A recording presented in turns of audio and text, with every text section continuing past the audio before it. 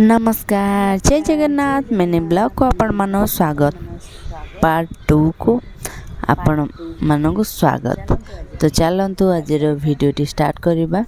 Part 2 रे कौन करी गुरुवार दिन मु भात बसई तापर आरपटे चा करके पीली तारे पनीपरिया काटा गली जमती कि सब परिया फ्रिज रू बाहर करी बीन्स आलू फूलकोबी गोटे भजा बनई आउ घांट तरकारी सब परिया घांट तरकारी बसैला भितर क्षीर आसला क्षीर आनिली आ दही बाइगण करिछि गोटे फुल रेसिपी आपण मन पारे शेयर करछि। बहुत दिन है लॉन्ग वीडियो पकोनी से मोर भी मत समय होनी तापरे मेन कथा है व्यू जाऊनी व्यू गले सीना गोटे इच्छा हम गोटे वीडियो पकेबा तो छाड़तु से कथा छाड़तु आ भितर मोर दही बाइगण भी हो गला आउ घंटा तरकारी भी हो गला जो मु हठात किना माने बेलाटा को धरीदेली।